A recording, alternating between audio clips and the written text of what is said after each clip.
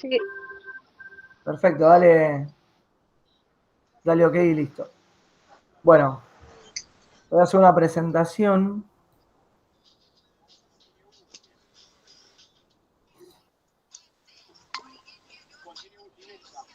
¿Ves ahí el PowerPoint? Sí. Perfecto. Bueno, antes te había mencionado lo que eran los padres. Y estos, que vamos a ver en las próximas clases, serían los clásicos de la sociología. El primero de los clásicos es Durkheim. Que Durkheim es una persona que nace en 1858 y muere en 1917.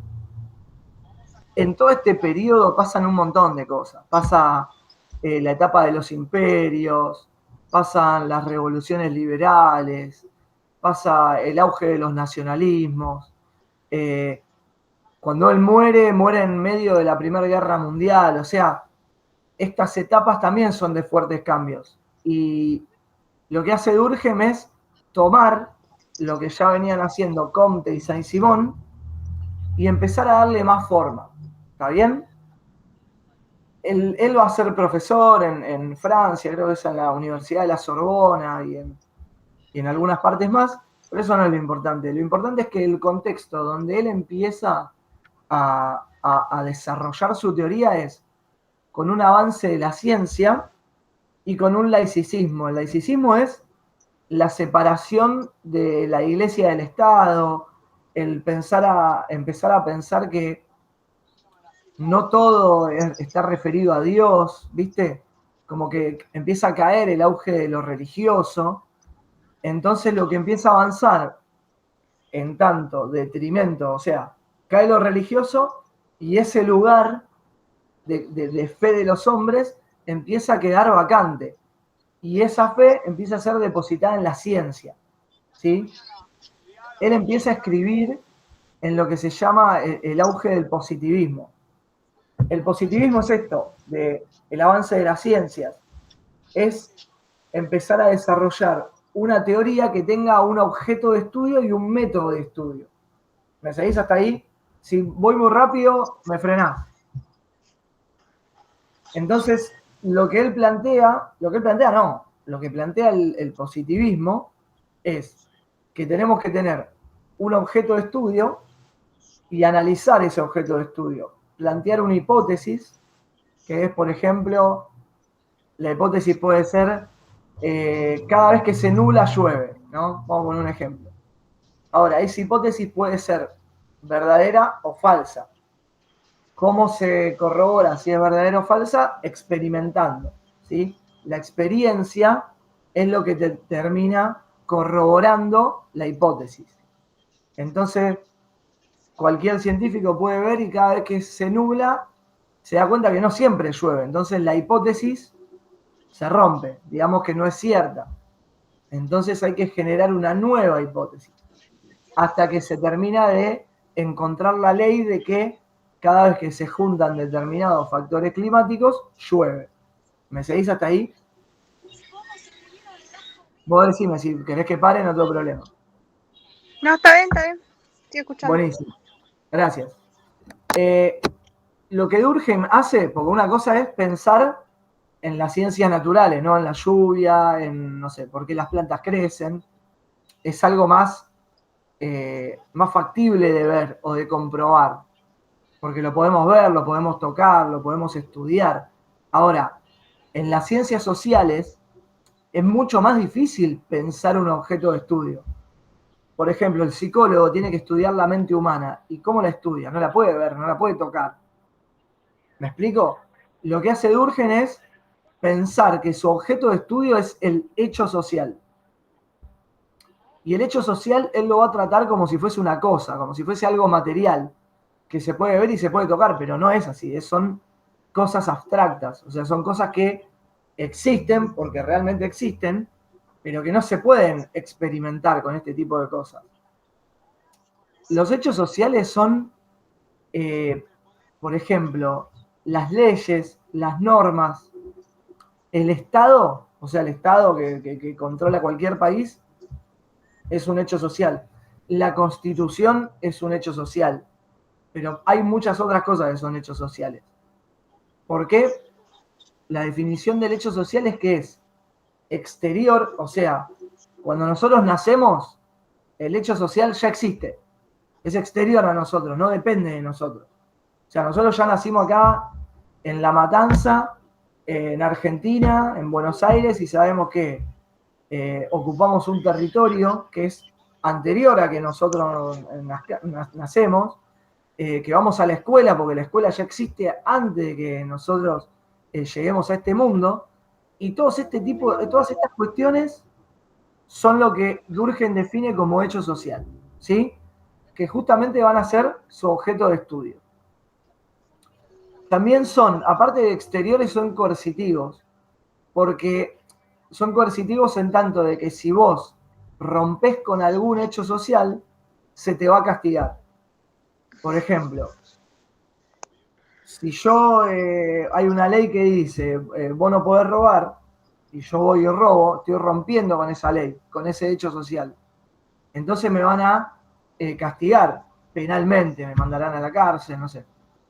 Veremos qué pasa. Pero siempre hay un castigo si se rompe con eso. Si no vas a la escuela, listo, vas a ser castigado.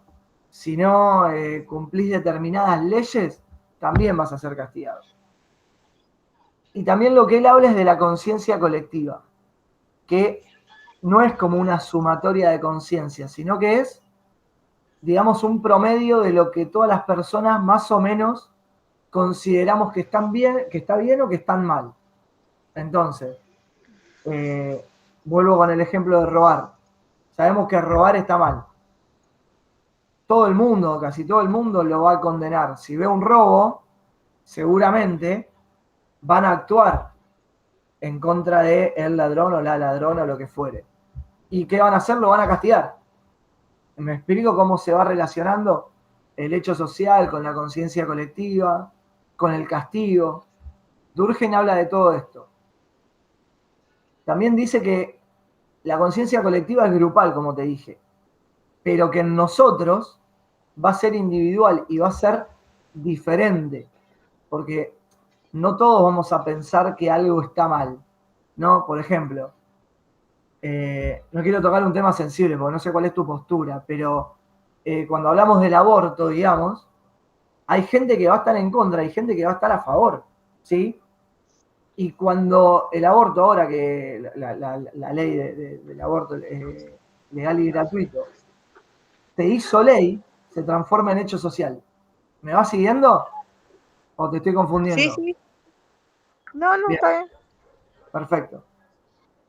Entonces, por más de que sea ley, hay gente que va a estar en contra. ¿Bien?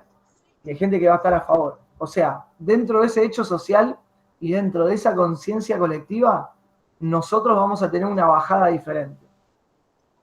Hasta ahí estamos bien. Lo que le preocupa, que me salió acá. Lo que le preocupa a Durkheim es, en esta etapa de cambios, el orden y la moral. Él dice que en esta sociedad hay caos y plantea que es necesario empezar a pensar en el lazo social, en el lazo que tenemos las personas, ¿sí? En la solidaridad, en el compañerismo. Porque como eso está en crisis, es que la sociedad está en caos, ¿sí? Lo que él hace una clara diferenciación es a partir de la revolución industrial, porque él plantea que hay un avance del capitalismo, ¿sí? Un avance de una sociedad que acá se llama utilitarista, que tiene una cultura de pensar al otro como algo que se puede usar, ¿sí? Se rompe con el lazo social y se empieza a pensar en un rédito económico, o sea, en tener una ganancia a costa de otro, en explotar gente a costa de otro. Entonces, en esta sociedad utilitarista, el lazo social se rompe. La ciencia, como te dije anteriormente, empieza a aparecer como algo central, porque ya el rol de la religión, que era lo que antes unía a las personas, lo que generaba ese lazo social, ahora está en crisis. Entonces, ¿cómo podemos pensar en cómo unir a los individuos a través de la ciencia. Y a través de la ciencia en las instituciones. Las instituciones son, por ejemplo, la familia es una institución, la escuela es una institución, el Estado es una institución, la religión es una institución, la ciencia es una institución. Pero son como cosas abstractas, no es una escuela, no es donde nosotros vamos a dar clase, sino todas las escuelas forman parte de la institución escuela, que tiene un determinado orden. Por ejemplo, la familia, que él habla de institución familia, ¿viste esa familia que nosotros podemos llegar a pensar como ideal? Que ahora ya se rompió eso, porque no hay familias ideales. Hay familias, y ya. Pero él lo pensaba como, por ejemplo, no sé, papá, mamá y 2 hijos, nene y nena, por darte un ejemplo. Y ahora no hace falta que sea así, porque esa institución cambió.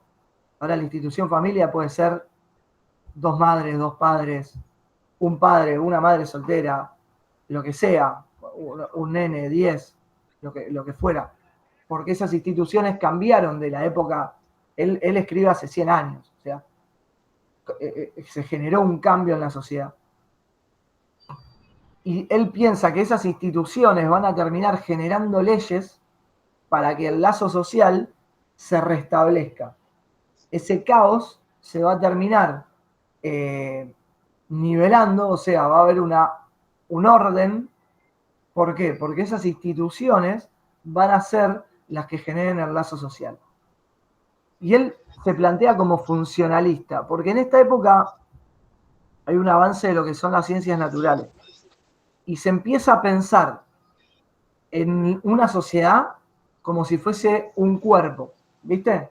Se empieza a pensar que la sociedad actúa como un organismo que está compuesto por diferentes partes y que esas partes se interrelacionan. Y cuando una parte funciona mal, hay que correrla, hay que extirparla. Por eso él habla de funcionalismo, porque es funcional. ¿Sí? Los organismos se interrelacionan, funcionan bien o no funcionan. Y si no funcionan, se sacan para recuperar ese buen funcionamiento de la sociedad y lograr lo que te digo, que es el orden y la moral. Plantea también la necesidad de socializar, que la socialización es justamente lo que se da en las instituciones. El proceso de socialización se da en primer término cuando nosotros somos chicos, ponele que nacemos hasta los 6 años, digamos, se da en la casa, ¿viste? En la familia. El nene o la nena empiezan a conocer el mundo a través de lo que le dicen sus padres, sus tíos, sus hermanos, todo el entorno familiar. Y después cuando esa criatura sale al mundo exterior, se da un segundo proceso de socialización, que es en esas instituciones, en la escuela, en el club del barrio, en la universidad más de grande, en esos lugares se genera esa socialización. Y esa socialización es lo que hace un individuo adaptado a la sociedad, ¿sí? Para que siga siendo funcional al orden y no caigamos en el caos que tanto miedo le da a Durkheim. Volviendo a lo que él habla de la conciencia colectiva, te había dicho que no era algo que se suma, sino que es como un promedio de conciencia de la sociedad en sí. Es como el hecho social, como te dije antes, que es externo y coercitivo, y cuando los individuos rompen con esos parámetros, se los castiga. O sea, retomamos lo que te dije anteriormente. Y lo que te hablo acá de la solidaridad, él habla, aparte de la moral, del lazo social, del orden, habla de la solidaridad. Y él hace una diferenciación. Él dice que a partir de la revolución industrial hay un quiebre. Tenemos sociedades que son preindustriales y sociedades que son postindustriales. En ese quiebre, él dice que se rompe la solidaridad y que la solidaridad cambia. Las solidaridades que son preindustriales se llaman mecánicas. Son sociedades más arcaicas, ¿viste? Son sociedades que están basadas en un fuerte lazo social, porque hay una creencia en la religión, en lo místico, no hay tanta división. ¿Te acordás que te había dicho que ahora hay una sociedad que es utilitarista, que piensa en el beneficio propio a costa del prójimo, a costa del otro? En estas sociedades mecánicas no, es una sociedad más igualitaria. Y como es más igualitaria, tiene un lazo social más firme. Esas son las sociedades mecánicas, que son las sociedades que él llama después tradicionales. Y las sociedades posteriores son las modernas, son las postindustriales. Y son orgánicas porque este lazo social se rompe, varía. Ya no hay esa unión a través de la religión, digamos. Y no son sociedades igualitarias.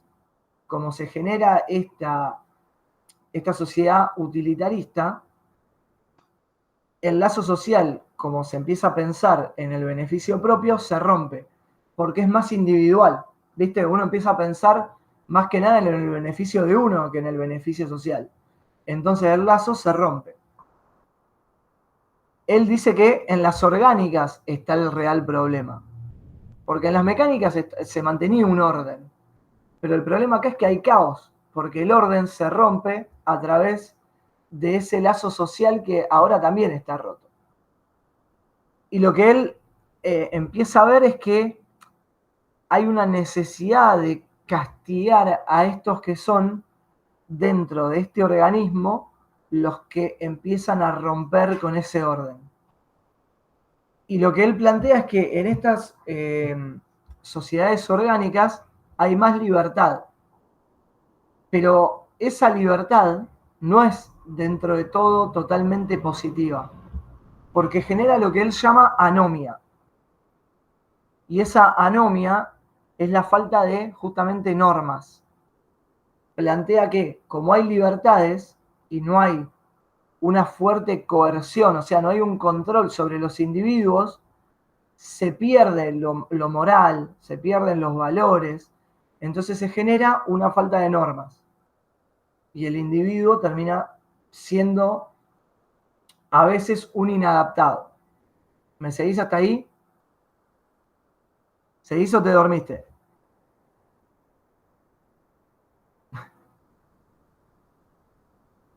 ¿O se fue?